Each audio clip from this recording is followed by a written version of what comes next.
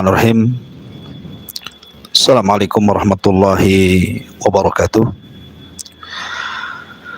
Alhamdulillah wassalatu wassalamu ala Rasulillah wa ala alihi wa sahbihi wa mawalah wa la haula wa la quwata illa billahi wa ba'du. Alhamdulillah, di pagi hari ini Allah Subhanahu wa taala masih memberikan kesempatan kepada kita. Di sini saya akan memberikan jawaban kepada beberapa pertanyaan yang ditanyakan kepada ana di sini. Di sini tertulis tentang apa pengertian daripada sakaratul maut dalam pandangan Islam. Kapan seorang itu dikatakan dalam kondisi sakaratul maut? Kemudian bagaimana dahsyatnya sakaratul maut? Apakah semua orang merasakan sakaratul maut? Kemudian ciri-ciri orang yang sedang sakaratul maut dan dia husnul khatimah ataukah dia su'ul khatimah? Kemudian sakaratul maut yang paling ringan dan yang paling berat seperti apa?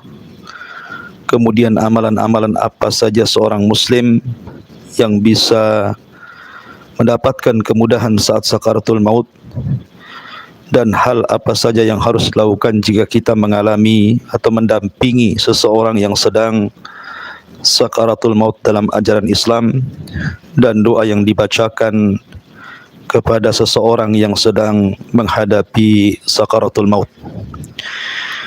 Inilah pertanyaan-pertanyaan yang mungkin nanti saya akan ringkas dalam satu jawaban, karena sebenarnya ini pembahasan yang sangat panjang, memerlukan waktu yang lama. Tetapi saya akan usahakan singkat jawaban ini berdasarkan dalil-dalil dari Al-Quran dan sunnah Nabi sallallahu alaihi wa ala alihi wasallam. Ma'asyiral muslimin yang dimuliakan Allah Subhanahu wa taala. Bicara tentang sakaratul maut, artinya kita bicara tentang kematian. Dan kalau kita bicara tentang kematian, maka di dalam Al-Qur'anul Karim Allah Subhanahu wa taala menjelaskan bahwa kullu nafsin dha'iqatul maut. Setiap jiwa itu pasti akan mengalami sebuah kematian. Siapapun Anda. Apakah Anda seorang pejabat, pemimpin, ataukah Anda rakyat? Apakah Anda orang kaya, bergelimang harta, ataukah Anda seorang yang miskin dan serba kekurangan dan memakan apa adanya? Apakah Anda anak kecil, orang dewasa, atau sudah tua? Apakah Anda laki-laki dan perempuan? Semua akan merasakan kematian. Bahkan orang yang mulia atau jauh lebih mulia di antara kita, para nabi, para rasul, para ulama, mereka sudah merasakan apa yang disebut dengan kematian. Dan setiap hari kita bisa saksikan banyak orang yang mengalami kematian di sana di sini. Apakah Anda melihat secara langsung orang yang sedang sakaratul maut? Ataukah Anda dihabarkan ada tetangga Anda yang sedang meninggal atau sudah meninggal? Artinya bahwa kematian merupakan sebuah kepastian. Dan Allah Subhanahu wa taala berfirman, "Wa ja'at sakratul mauti bil haqq, dzalika ma kunta minhu tahid." sungguh telah datang kepada siapapun sakaratul maut, rasa sakit saat kematian, bil haq, dan itu benar adanya. Dan itulah yang membuat seseorang lari dari kematian itu. Ma'asyiral muslimin yang dimuliakan Allah Subhanahu wa taala. Kalau kita sudah tahu bahwa kematian sebuah kepastian dan datang kepada kita pun tanpa ada sebuah pemberitahuan, dan kematian bukan akhir dari sebuah perjalanan, maka selayaknya seorang muslim sudah harus persiapan. Dan Nabi SAW mengatakan, al-kayyis man dana nafsah wa amila lima ba'dal maut, bahwa orang yang cerdas adalah orang yang senantiasa introspeksi diri. Harusnya hari ini lebih baik daripada hari kemarin, bulan ini harus lebih baik daripada bulan kemarin, dan tahun ini harus jauh lebih baik dibandingkan tahun kemarin. Kemudian wa amila lima ba'dal maut, berusaha untuk mempersiapkan bekal untuk kematian kita. Makanya ketika Ali bin Abi Thalib radhiyallahu an ditanya tentang makna daripada takwa, maka beliau mengatakan takwa itu al-khawfu minal jalil. Seseorang takut kepada Allah Subhanahu wa taala. Wal amalu bitanzil. Seseorang berusaha untuk mengamalkan apapun yang diperintah Allah Subhanahu wa taala. Wal qanaa'atu bil qalil. Seseorang berusaha untuk qanaa'ah, merasa cukup dari pemberian Allah Subhanahu wa taala, kecil ataupun besar. Kemudian wal isti'dad li yaumir rahil, dan berusaha untuk mempersiapkan hari di mana kita akan kembali kepada Allah Subhanahu wa taala, mempertanggungjawabkan semua apa yang sudah kita lakukan di dunia. Ma'asyiral muslimin yang dimuliakan Allah Subhanahu wa taala. Kita tahu bahwa sakaratul maut akan berbeda. Apa yang akan dialami oleh seorang mukmin dan juga apa yang akan dialami orang-orang kafir, munafik ataupun fasik. Namun sebelumnya, bolehkah seseorang kemudian bercita-cita untuk meninggal? Karena ada orang-orang yang mungkin terlampau lama sakitnya sehingga terbaling berbulan-bulan, bertahun-tahun. Kemudian terkadang seseorang kemudian berangan-angan untuk meninggal jauh lebih baik dibandingkan seseorang itu harus hidup. Maka dalam sebuah hadis Nabi SAW bersabda dalam sebuah doa yang beliau selalu panjatkan, ahyini ma alimta al-hayata khairan li wa tawaffani idza alimta al-wafata khairan li, rawahu An-Nasa'i. Ya Allah, berikanlah kehidupan kepadaku jika menurutmu kehidupan itu lebih baik bagiku, tapi wafatkan diriku apabila kau tahu bahawa wafat itu jauh lebih baik dibandingkan hidupku. Kemudian dalam riwayat yang lain, Nabi SAW juga mengatakan apabila seseorang sudah tidak tahan hidup karena sebuah fitnah ataupun sakit atau apa yang menghalangi dia untuk lebih baik mati dibandingkan hidup, maka Nabi SAW mengajarkan doa, Allahumma ahyini ma kanatil hayatu khairan li wa tawaffani idza kanatil wafatu khairan li. Ya Allah, hidupkan diriku jika kehidupan itu lebih baik bagiku, dan wafatkan diriku jika wafat itu jauh lebih baik dibandingkan diriku. Artinya ini kalau harus memang terpaksa seseorang itu karena sudah tidak tahan hidup, mungkin karena sakit yang berkepanjangan, atau mungkin karena fitnah yang tidak bisa ia hadapi, seperti yang terjadi kepada Umar bin Al-Khattab radhiyallahu an ketika dihadapkan dengan fitnah kekuasaan, maka dia pun berdoa seperti apa yang diajarkan Nabi SAW, doa seperti ini atau sesuatu yang terjadi kepada Zainab ketika dihadapkan kepadanya fitnah harta yang begitu banyak, dia takut kalau seandainya harta itu memfitnah dirinya, maka dia pun berdoa seperti doa yang diajarkan Nabi sallallahu alaihi wasallam. Artinya boleh seseorang berdoa agar seseorang itu diwafatkan, dan juga seseorang itu meminta agar dipanjangkan usianya kalau memang seandainya kehidupan itu lebih baik, atau kalaulah seandainya kematian itu lebih baik, sehingga berdoalah kepada Allah Subhanahu wa taala dengan doa yang diajarkan Nabi sallallahu alaihi wasallam. Ma'asyiral muslimin yang dimuliakan Allah Subhanahu wa taala. Bagi seorang mukmin, saya katakan di awal bahwa akan berbeda. Berbeda dengan perbedaan yang sangat jauh dengan kematian seorang kafir. Perhatikan ketika Allah Subhanahu wa taala mengkisahkan tentang kaum Fir'aun. Allah Subhanahu wa taala mengatakan, kam taraku min jannati wa uyun wa zuru'i wa maqamin karim wa na'matin kanu fiha fakihin kadzalika awrathnaha qauman akharin. Dalam surah Ad-Dukhan ayat 25 sampai 28 Allah mengatakan, berapa banyak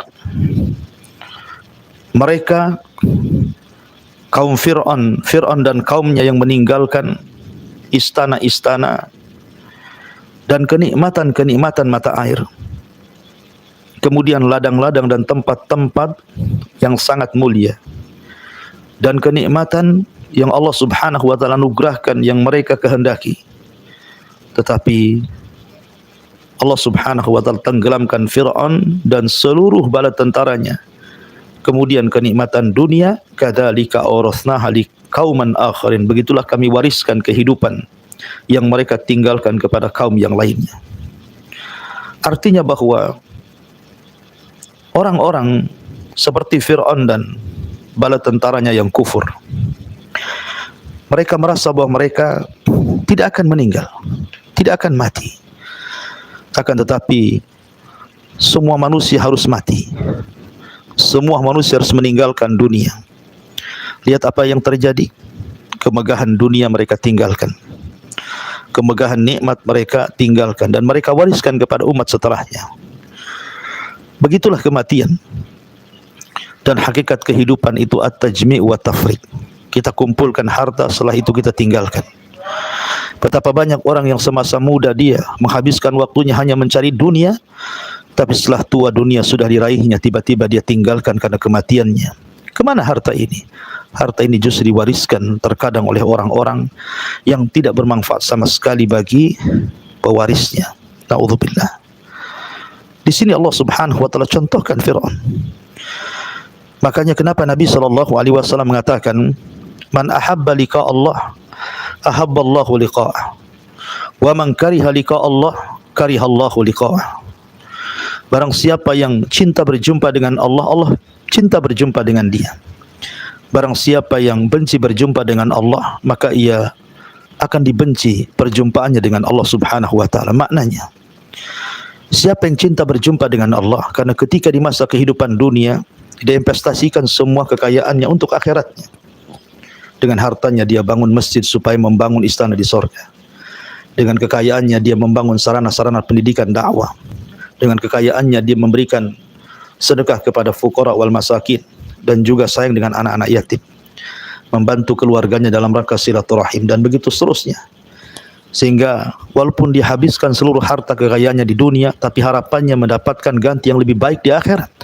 Maka orang yang seperti ini saat detik-detik sakaratul maut akan cinta berjumpa dengan Allah, dan Allah pun akan cinta berjumpa dengan dia. Tapi siapa yang kehidupan dunianya dia habiskan hanya untuk berpoya-poya, bermaksiat kepada Allah Subhanahu wa taala, dia bangun dengan kekayaannya istana di dunia, tanah-tanah luas di dunia, dia kumpulkan uangnya di ATM dan bank-bank yang terkadang tidak ada manfaatnya, hanya disimpan saja.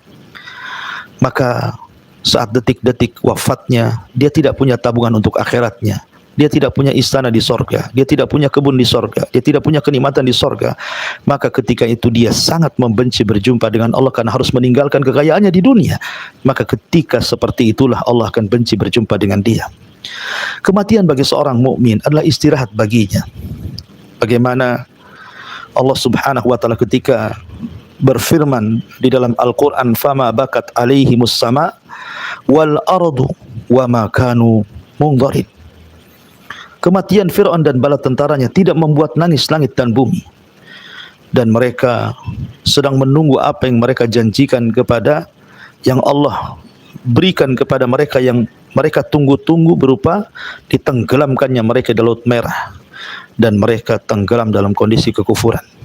Sebagian para ulama mengatakan seperti Imam Mujahid, "Innas sama wal arda yabkiyani 'alal mu'min." Sesungguhnya langit dan bumi itu akan menangis saat kematian seorang mukmin, sebagaimana langit dan bumi tidak akan menangis karena kematian orang kafir seperti Fir'aun dan juga bala tentaranya. Hal yang sama dikemukakan oleh Abdullah ibn Abbas radhiyallahu anhuma. Sesungguhnya langit menangis, bumi menangis karena kematian seorang mukmin. Makanya Hasan Al-Basri rahimahullahu taala mengatakan, "Al-mautu rihanatul mu'min." Bahwa kematian itu merupakan istirahat bagi seorang mukmin. Dan Al-Imam Malik Ibn Maghul telah mengatakan, "Balaghani anna awwala sururin yadkhulu 'alal mu'min al-mautu lima yara min karamatillahi wa thawabihi." Kata Malik Ibn Maghul, dia mengatakan rahimahullahu taala, telah sampai kepadaku bahwa awal kebahagiaan yang masuk kepada seseorang yang beriman kepada Allah adalah kematiannya, karena dia melihat karamah Allah, kemuliaan Allah akan diberikan kepadanya, dan pahala Allah Subhanahu wa taala juga akan diberikan kepadanya. Makanya Sufyan Ats-Tsauri rahimahullahu taala mengatakan, "Al-mautu rahatul 'abidin," bahwa kematian itu istirahat bagi orang-orang yang ahli beribadah kepada Allah Subhanahu wa taala. Dari sini Imam Bukhari dan Muslim meriwayatkan dari Abi Qatadah Ibn Rib'i Al-Ansari radhiyallahu an, ketika dia bersama Nabi sallallahu alaihi wasallam, kemudian marra alaihi janazah, tiba-tiba ada jenazah lewat, maka Nabi sallallahu alaihi wasallam mengatakan, "Mustarih, mustarih minhu." Kemudian dia bertanya kepada Nabi sallallahu alaihi wasallam, "Wa mal mustarih ya Rasulullah?" Apa yang Anda maksudkan mustarih? Mustarih itu artinya istirahat. Maka kata Nabi sallallahu alaihi wasallam, "Al-'abdul mu'min mustarihun min nasabid dunya wa adzaha ila rahmatillahi." Di mana seorang mukmin akan istirahat dari lelah letihnya kehidupan dunia dan juga hal-hal yang menyakitkan di kehidupan dunia, ila rahmatillah, karena dia akan mendapatkan kasih sayang dan rahmat Allah Subhanahu wa taala. Kemudian Rasul mengatakan, "Wal abdul fajir yastarihu minhul ibad wal bilad wasyajaru wad dawab." Adapun kematian orang fajir, orang fasik, orang munafik, orang kafir, maka justru yang beristirahat adalah hamba-hamba yang masih hidup. Negeri-negeri akan aman, pohon-pohon akan aman, dan binatang-binatang akan aman. Justru seluruh manusia akan senang dengan kematiannya, karena negeri-negeri akan aman dengan kematiannya. Pohon-pohon dan binatang-binatang akan merasa aman dengan kematiannya, seolah-olah mereka bersyukur dengan kematian seorang hamba yang fajir, yang fasik, yang munafik, yang kafir. Na'udzubillah min dzalik tsumma na'udzubillah. Makanya Aisyah radhiyallahu anha adalah orang yang menyaksikan bagaimana wafatnya Nabi sallallahu alaihi wasallam. Dia satu-satunya manusia di bumi yang menyaksikan bagaimana wafatnya Nabi sallallahu alaihi wasallam, karena memang wafat di hadapan dirinya. Sampai-sampai Ummul Mukminin radhiyallahu anha mengatakan, "Ma aghbat ahadan bihauni mautin ba'da alladhi ra'aituhu min shiddati mauti Rasulillah sallallahu alaihi wasallam." Dia mengatakan seseorang tidak mungkin mau mengalami kematian. Seseorang tidak mungkin mau mengalami kematian kecuali, kata Aisyah radhiyallahu anha, kecuali setelah aku melihat min syiddati mauti Rasulillah, bagaimana dahsyatnya kematian Nabi sallallahu alaihi wasallam. Artinya bahwa Aisyah radhiyallahu anha seolah-olah kalau memang kematian seperti yang dilihat oleh dirinya dari kematian Nabi sallallahu alaihi wasallam yang walaupun dahsyat tapi nampak tenang, nampak senang, tentu dia ingin meninggal seperti meninggalnya Nabi sallallahu alaihi wasallam. Tapi apakah seorang muslim sama dengan orang kafir juga akan mengalami sakaratul maut. Ma'asyiral muslimin yang dimuliakan Allah Subhanahu wa taala, tentu setiap orang akan mengalami sakaratul maut. Jangan lagi orang biasa, orang kafir, orang-orang fasik, orang-orang yang beriman sampai kepada Nabi sallallahu alaihi wasallam pun mengalami apa yang disebut dengan sakaratul maut. Aisyah radhiyallahu anha pernah mengatakan, aku melihat Nabi sallallahu alaihi wasallam ketika berada di pangkuannya saat-saat detik wafatnya. Dia mengatakan, Allahumma a'inni ala ghamaratil maut wa sakaratil maut. Ya Allah, bantulah aku dari keperitan saat kematian dan dari rasa sakit saat kematian. Rawahu Tirmidzi.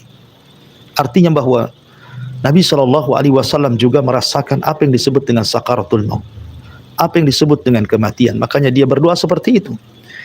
Maka anda pun saat diuji oleh Allah Subhanahu wa ta'ala dengan sakit yang panjang, kemudian anda rasa-rasanya tidak bisa lagi hidup, mungkin anda merasa bahwa sebentar lagi akan meninggal, dan itu mungkin bisa dirasakan orang-orang yang sakit parah mungkin ya. Walaupun sekali lagi bahwa sakit parah itu juga bukan tanda dari kematian. Betapa banyak orang yang sakit parah kemudian sehat lagi. Tapi umumnya orang-orang yang dalam kondisi seperti itu biasanya sudah dekat dengan kematiannya. Maka berdoalah kepada Allah Subhanahu wa taala dengan doa, Allahumma inni ala ghamaratil maut wa sakaratil maut. Ya Allah, bantulah aku untuk menghadapi rasa sakit kematian, rasa keperitan saat kematian. Karena itu pula yang dirasakan Nabi sallallahu alaihi wa ala alihi wasallam. Ma'asyiral muslimin yang dimuliakan Allah Subhanahu wa taala. Tetapi tentu berbeda alasannya seorang mukmin mengalami sakaratul maut dengan seorang kafir fasik yang mengalami sakaratul maut. Abi Sa'id Al-Khudri radhiyallahu an, diriwayatkan oleh Imam Hakim dalam Mustadraknya. Jadi suatu ketika dia masuk menghadap Nabi sallallahu alaihi wa ala alihi wasallam. Kemudian dia mengatakan di hadapan Nabi sallallahu alaihi wasallam, "Ma ashadda harhamaka ya Rasulullah." Betapa dahsyatnya demam yang kualami wahai Rasul sallallahu alaihi wasallam. Maka Nabi SAW mengatakan, inna kadzalika yushaddid alaina al-bala wa yudha'af lana al-ajru. Dia mengatakan, sesungguhnya demikianlah bala, ujian sangat berat kepada kami para nabi, tetapi itu semua agar Allah Subhanahu wa taala melipat gandakan pahala untukku. Maknanya bahwa seorang mukmin apabila mengalami rasa sakit saat kematian, ketahuilah rasa sakit itu akhir dari penderitaan dan boleh juga akhir daripada pengguguran dosa yang pernah dia lakukan selama kehidupannya. Tetapi sakitnya orang-orang kafir boleh jadi itu sebuah awal pertanda bahwa itulah mukaddimah azab yang Allah Subhanahu wa taala berikan sebelum kematiannya, naudzubillah. Sebelum di sana ada azab kubur, sebelum di sana ada azabul akbar, neraka jahanam, naudzubillah min dzalik. Ma'asyiral muslimin yang dimuliakan Allah Subhanahu wa taala. Allah Subhanahu wa taala berfirman di dalam Al-Qur'anul Karim, kalla idza balagatit taraq wa qila man raq wa dhanna annahu al-firaq wal tafatis saqu bis-saq ila rabbika yauma idzinil masaq. Sekali-kali jangan apabila nafas seseorang telah mendesak sampai ke tenggorokan dan dikatakan kepadanya, siapa yang bisa menyembuhkannya? Wakila man raq, siapa yang akan bisa menyembuhkan orang yang nyawanya sudah di kerongkongan? Tidak ada. Karena kematian itu idza jaa ajaluhu la yastakhiruna sa'atan wa la yastaqdimun. Apabila datang waktunya tidak mungkin mundur, tidak mungkin maju, pas waktunya. Karena bagaimanapun al-hadaru la yamna'ul qadar. Anda menghindar dari kematian tidak mencegah takdir kematian. Kematian itu pasti akan mengejar kita. Aina ma takunu yudrikumul maut walau kuntum fi burujin musayyadah. Dimanapun Anda berada, kematian itu akan mengejar kalian walaupun kalian di balik benteng yang sangat kokoh sekalipun, tetap kematian itu akan datang dan sampai kepada kita. Karena kematian itu tidak bisa ditolak. Al-hadaru la yamna'ul qadar. Menghindar dari kematian itu tidak mencegah takdir kematian.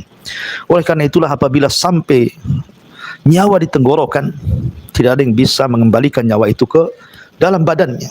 Karena bagaimanapun kematian itu sebuah takdir yang sudah digariskan oleh Allah Subhanahu wa taala. Tapi seorang mukmin tentunya ingin mendapatkan kematian yang husnul khatimah. Tidak mau mereka meninggal di atas su'ul khatimah. Lalu kapan seseorang dikatakan sedang sakaratul maut? Tentu kalau kita melihat pada dunia medis tentunya ya. Karena mungkin dalam beberapa riwayat hadis-hadis Nabi SAW tidak dijelaskan secara detail tentang alamat kapan seorang itu sedang sakarat maut dan akan dicabut nyawanya. Ada yang mengatakan ini dalam menurut penelitian medis saja ya, bahwa orang yang sedang sakaratul maut ketika nafas semakin berat. Ketika nafas semakin berat. Ya, itu pun diisyaratkan, diungkapkan dalam surah Al-Qiyamah. Bisa Anda lihat pada surat Al-Qiyamah ayat 26 sampai 30 gitu ya. Tadi bagaimana Allah Subhanahu wa taala menjelaskan tentang kondisi beratnya orang yang sedang sakaratul maut, di mana nafasnya semakin berat, kemudian mengalami kelelahan yang luar biasa gitu ya. Kelelahan yang luar biasa sebagaimana hadis Nabi Aisyah radhiyallahu anha menceritakan bagaimana lemahnya Nabi SAW saat sakaratul maut. Kemudian terkadang ada tanda berupa keringat di dahi. Berdasarkan hadis Ibn Buraidah dari bapaknya menceritakan bagaimana Nabi SAW mengatakan mautul mu'min bi araqil jabin, terkadang dilihat dari tanda-tandanya ada keringat di dahinya. Ataupun ada beberapa tanda yang lainnya ya, yang juga oleh ahli medis mungkin dijelaskan juga kan, seperti rasa dingin yang dirasakan mulai dari kaki ya, kemudian jari jemari dan begitu seterusnya gitu ya. Atau terkadang dia merasa tidak betah di dalam tempat tidurnya, kalau dia sakit rasa-rasanya ingin pergi kemana, dia berteriak-teriak naudzubillah gitu ya. Tapi yang jelas bahwa yang merasakan dekatnya kematian adalah orang yang akan meninggal. Kita orang hidup tidak bisa melihat secara zahir orang ini akan mati atau tidak gitu, kecuali setelah nafasnya dicabut. Karena juga kematian itu rahasia Allah Subhanahu wa taala. Medis ini hanya meneliti saja ya. Karena kematian itu adalah hak prerogatif Allah Subhanahu wa taala. Terkadang ada orang yang sudah disangka mati rupanya hidup lagi.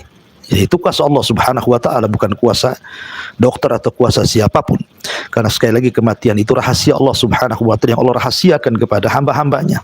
Kita ini hanya berdoa kepada Allah Subhanahu wa taala, semoga Allah Subhanahu wa taala memberikan usia yang panjang, tetapi Allah berkahi usia kita. Kalaupun memang Allah Subhanahu wa taala takdirkan dengan kematian kita, tentu kita hanya mengharap kita ini meninggal dalam posisi husnul khatimah. Lalu apa tanda-tandanya seseorang itu meninggal dalam husnul khatimah? Ada yang mengatakan bahwa apabila seseorang itu di atas ibadah, di atas ketaatan kepada Allah Azza wa Jalla, dan terus berdoa kepada Allah agar dia diwafatkan dalam kondisi husnul khatimah, terkadang Allah Subhanahu wa ta'ala wafatkan dia meninggal pada hari Jumat. Berdasarkan hadis Nabi sallallahu alaihi wasallam min Muslim, yamutu yaumal jum'ah aw lailatal jum'ah illa waqahu Allahu fitnatal qabri. Tidakkah seorang mukmin meninggal di hari Jumat atau pada malam hari Jumat kecuali Allah Subhanahu wa taala akan menjaganya dari fitnah kubur. Kemudian yang kedua, meninggal karena penyakit yang berhubungan dengan perut. Nabi sallallahu alaihi wasallam mengatakan man mata fil batni fahuwa syahid. Barang siapa yang mati karena sakit perut, maka dia dikategorikan syahid. Atau meninggal karena tenggelam. Karena Rasul mengatakan asyuhadahu khamsah, bahwa orang-orang yang mati syahid itu ada 5 kelompok. Al-mat'un, kemudian wal mabtun, kemudian wal gharaqu wa sahibul hadmi wasyahidu fi sabilillah. Kata Nabi sallallahu alaihi wasallam, orang yang mati syahid itu ada 5, orang yang meninggal karena penyakit taun, sakit perut, tenggelam, atau orang yang kejatuhan bangunan atau reruntuhan, atau yang meninggal di jalan Allah Subhanahu wa taala. Dan juga banyak lagi di antaranya tanda-tanda orang yang husnul khotimah, meninggal saat ibadah, meninggal di tempat-tempat ibadah, meninggal di waktu-waktu terbaik, dan begitu seterusnya. Ma'asyiral muslimin yang dimuliakan Allah Subhanahu wa taala. Lalu apa yang harus kita lakukan apabila menghadapi orang yang sedang sakaratul maut, minimalnya untuk meringankan orang yang sedang sakaratul maut itu? Yang pertama, talkinlah dia dengan kalimat la ilaha illallah. Talkinkan dia dengan kalimat la ilaha illallah. Dan tidak ada kalimat yang mudah diucapkan orang sedang sakaratul maut melebihi la ilaha illallah. La ilaha illallah. Tidak akan bisa kalimat yang susah diucapkan, tapi kalimat ini bisa diucapkan. Aneh. bin ajaib. Ya, karena ini wahyu dari Allah Subhanahu wa taala, laqinu mautakum bila ilaha illallah. Ejahkan orang yang sedang mati kalian dengan la ilaha illallah.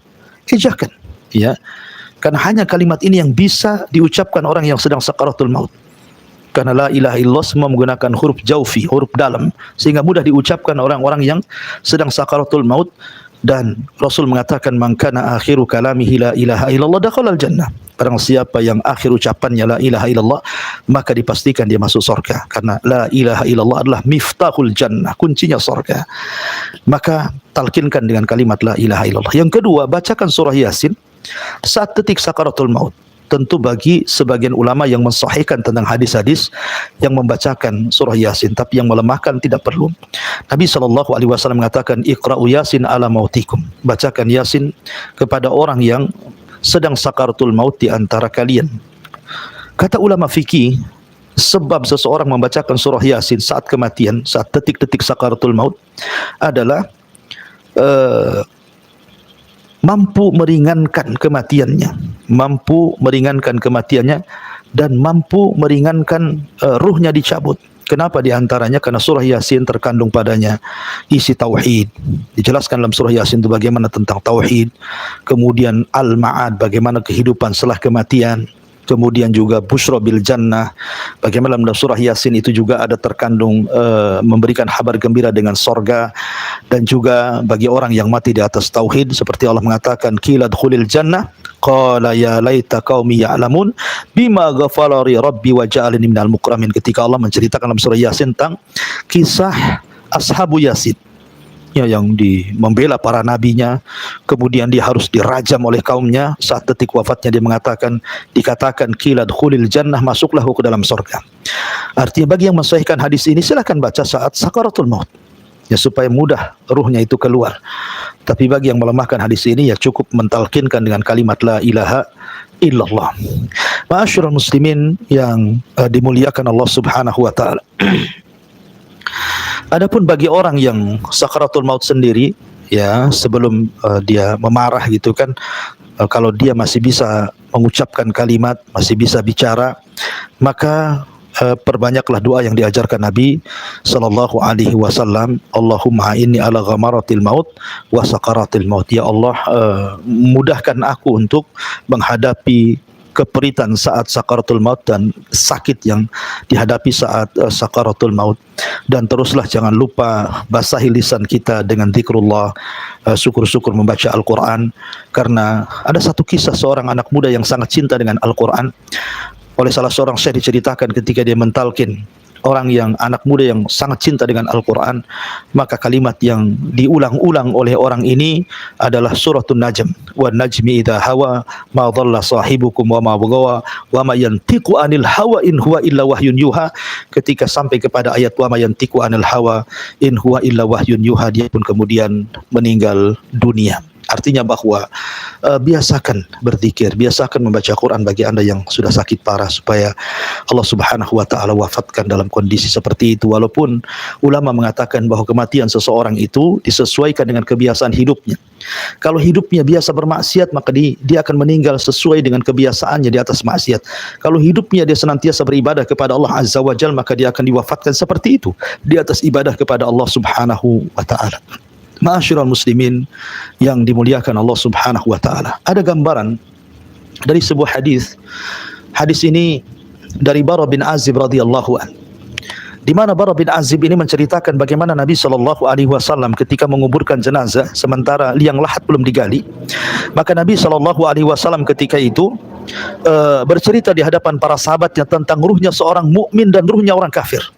Kata Nabi sallallahu alaihi wasallam, ruhnya seorang mukmin apabila meninggal dunia, maka datanglah malaikat membawa kain kafan dari sorga, hanut minyak wangi dari sorga, kemudian ruh itu dibawa ke langit, maka harumnya semerbak ke langit. Kemudian para malaikat bertanya di langit, ruhnya siapa ini, ruhnya siapa ini?